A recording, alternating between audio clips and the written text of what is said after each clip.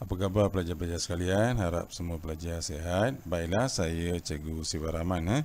Sebelum Cikgu masuk pada topik hari ini, cuba pelajar-pelajar fikirkan dari mana kita memperoleh barang-barang seperti jentera, hasil tenusu, telefon bimbit dan komputer riba. Bukan semua negara dapat mengeluarkan barang-barang yang cikgu sebutkan tadi. Okey, kerana wujud setengah negara, ada setengah negara ni dia tidak memiliki teknologi untuk mengeluarkan barang-barang ni, dan ada pula negara yang tidak mempunyai sumber alam ataupun iklim yang sesuai untuk mengeluarkan barang-barang ni. Maka timbul persoalan di sini timbul persoalan di sini, ada tak seandainya negara tersebut tiada teknologi, jika negara itu tak ada teknologi, tidak memiliki iklim yang sesuai, tidak dapat menikmati barang-barang ni. Contoh katakanlah negara Brunei contohnya, dia tak ada teknologi untuk mengeluarkan jentera ni. Ada tak bererti Brunei tidak dapat menikmati jentera ni? Cuba fikirkan.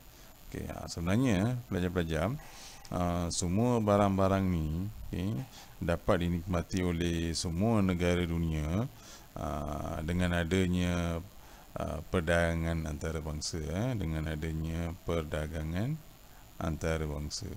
Perdagangan antarabangsa ni sebenarnya memungkinkan semua negara dunia menikmati barang yang tidak dikeluarkan oleh negara tersebut atas kekangan-kekangan yang cikgu dah sebutkan tadi.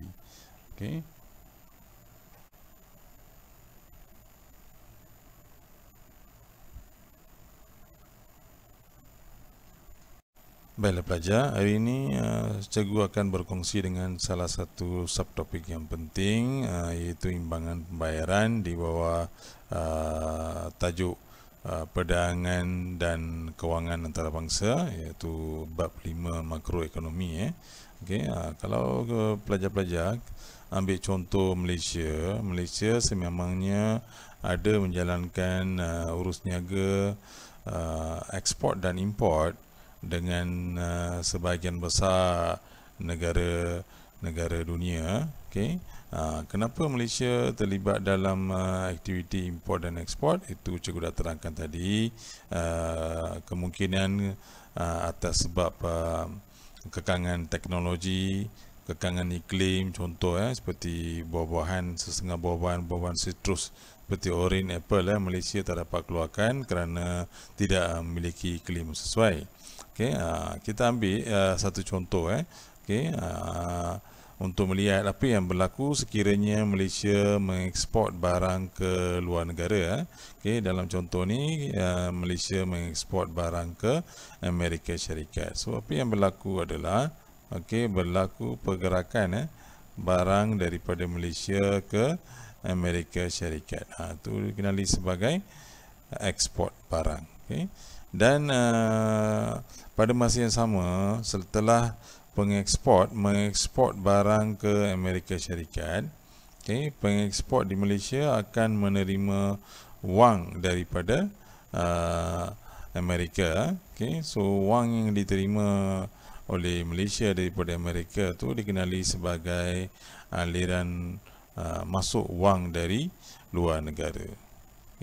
Dan pada masa yang sama, Malaysia juga mengimport barang dari luar negara. Contoh katakanlah Malaysia mengimport perabot daripada negara ni. So apa yang akan berlaku? Pergerakan perabot daripada negara ini ke negara Malaysia, dan sama juga macam tadi berlaku aliran keluar wang dari Malaysia ke negara tadi, negara di mana Malaysia mengimport perabot. So berarti aktiviti ekspor dan import ni sebenarnya melibatkan aliran masuk dan keluar wang dari dan ke luar negara. Okey. Kita ambil contoh okey. Contoh ekspor dan import barang okey.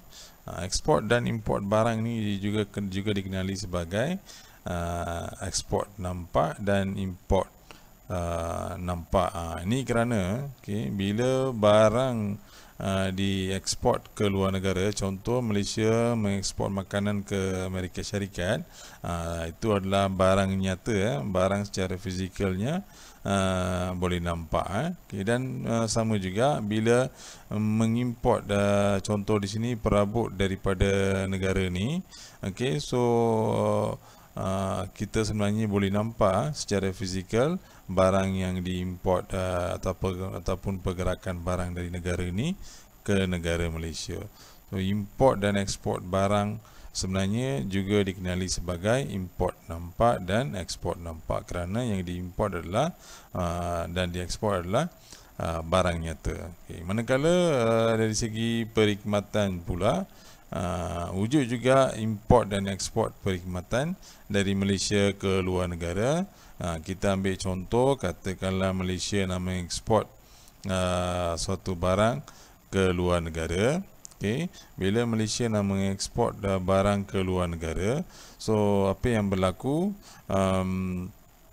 katakan pengekspor dari Malaysia ni menggunakan perkhidmatan perkapalan daripada Jepun contohnya. Kita ambil contoh negara Jepun. Bila Malaysia menggunakan perkhidmatan perkapalan daripada negara Jepun, so apa yang akan berlaku aliran keluar wang dari Malaysia ke negara Jepun. Kenapa?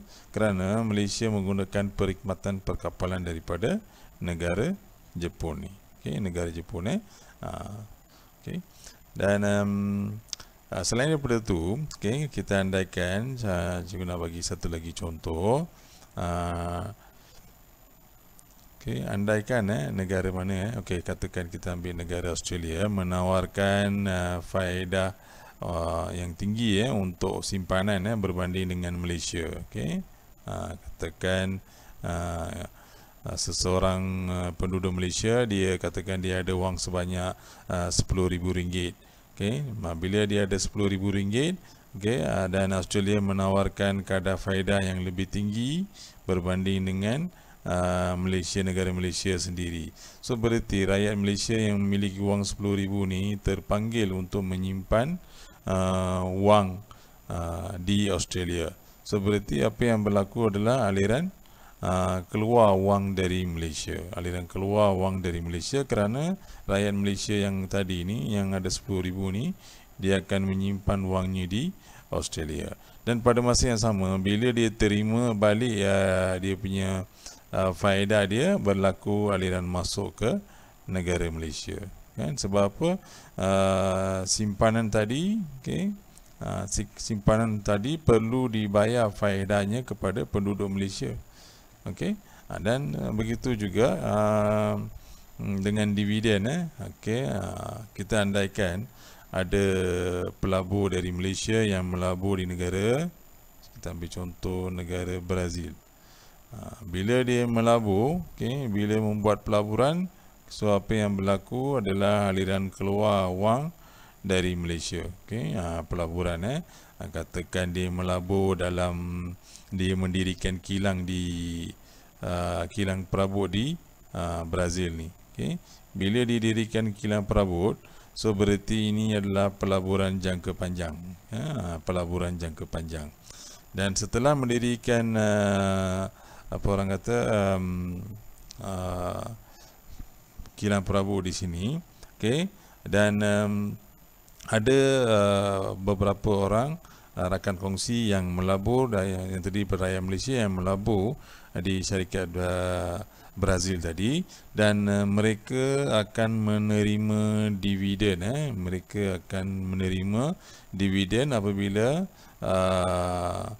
pelaburan tadi membuahkan keuntungan. So yang ini tadi adalah pelaburan, ini pelaburan, yang ini pula adalah dividen. Okey, dividen. So berarti aktiviti tadi ni yang pelaburan dari Malaysia ke Brazil dan pembayaran balik dividen dari Brazil ke Malaysia ni melibatkan aliran masuk dan keluar wang daripada kedua-dua negara. Okey, kita ambil. Dan selain daripada tu, pelaburan kita dah lihat tadi. Okey, ada kalanya kerajaan sesebuah negara membuat pinjaman daripada institusi kewangan antarabangsa. Contoh, kita ambil contoh di sini Bank Dunia. Kita ambil Bank Dunia. Okay, kita ada banyak lagi institusi kewangan antarabangsa, IMF, International Monetary Fund, ataupun dan ada juga institusi seperti Asian Development Bank, Bank Pembangunan Asia yang memberikan pinjaman kepada negara-negara yang memerlukan.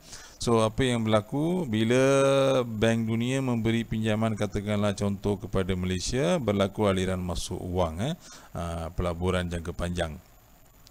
Okey, dan setelah menerima wang tersebut, Malaysia perlu membayar balik wang tersebut dengan faedahnya sekali, pula membawa kepada aliran keluar wang daripada negara. Tadi aliran masuk, kemudian aliran keluar. So berarti aliran masuk dan keluar wang ni sentiasa berlaku dalam mana-mana negara dunia akibat daripada aktiviti-aktiviti yang cikgu dah sebutkan tadi. Dan satu lagi sumbangan juga berlaku aliran masuk dan keluar wang dalam bentuk sumbangan. Kita ambil macam mana contoh, kita ambil contoh. Ada satu masa berlaku tsunami di negara di Bandar Aceh, di Bandar Aceh, Indonesia. Bila berlaku tsunami di Bandar Aceh, banyak negara-negara dunia lain yang mengulurkan bantuan kepada negara Indonesia. So, apa yang berlaku termasuk Malaysia mengulurkan bantuan kemanusiaan kepada negara Indonesia. Itu adalah aliran keluar bagi Malaysia, manakala aliran masuk bagi negara Indonesia. Okey, dan aliran ini aliran keluar, aliran masuk aliran masuk wang dan juga aliran keluar wang ni perlu direkodkan kerana ianya akan mempengaruhi prestasi ekonomi sesebuah negara.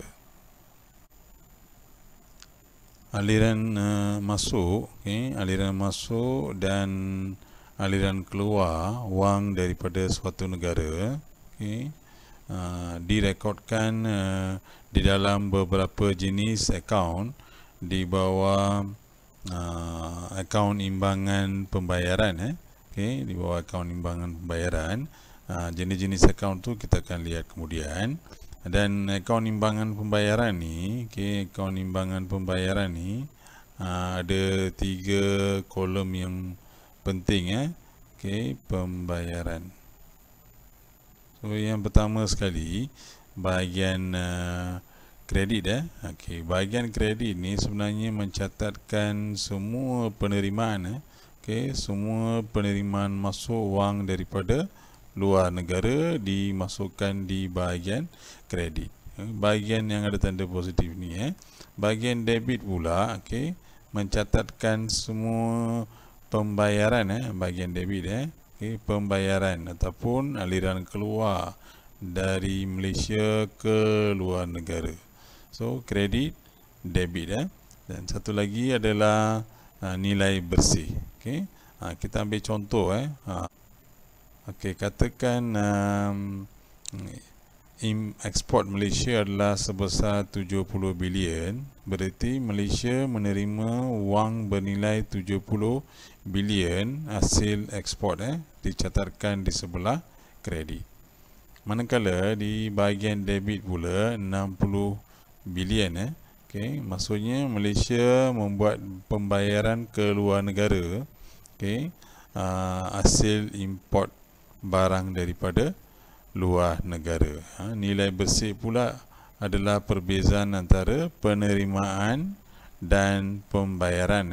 Dalam contoh ni 10 bilion, okey, diperoleh apabila 70 bilion ditolak 60 bilion, kita akan dapat 10 bilion. Kita ambil contoh, satu lagi contoh perkhidmatan pengangkutan. Kita ambil perkhidmatan pengangkutan. Umpamanya Malaysia mengeksport perkhidmatan pengangkutan ke Jepun, ke Australia, ke India dan beberapa negara lain, pengangkutan perkapalan. Okey, syarikat Malaysia MISC. Okey, ni mengeksport. Okey, berarti bila perkhidmatan ini dieksport, okey, Malaysia menerima wang sebanyak 35 bilion. Dan pada masa yang sama, okey, Malaysia juga menggunakan perkhidmatan pengangkutan daripada luar negara. Okey, contoh katakan Malaysia menggunakan perkhidmatan pengangkutan perkapalan daripada Amerika Syarikat, okey, ataupun perkhidmatan perkapalan daripada England, okey. So berarti apa yang berlaku di sini adalah pembayaran, okey, ke negara Amerika, okey, dan juga pembayaran ke negara England, okey, ke negara England. Okey, berarti pembayaran ni katakan sebanyak 50 bilion kerana kita menggunakan perkhidmatan pengangkutan luar negara. Bezanya adalah sebanyak negatif 15 bilion. Macam mana dapat negatif 15 bilion? 35 bilion tolak 50 bilion. So maksudnya tanda negatif ni menunjukkan, okey, tanda negatif ni menunjukkan aliran keluar wang, okey, lebih besar daripada aliran masuk wang. Okey.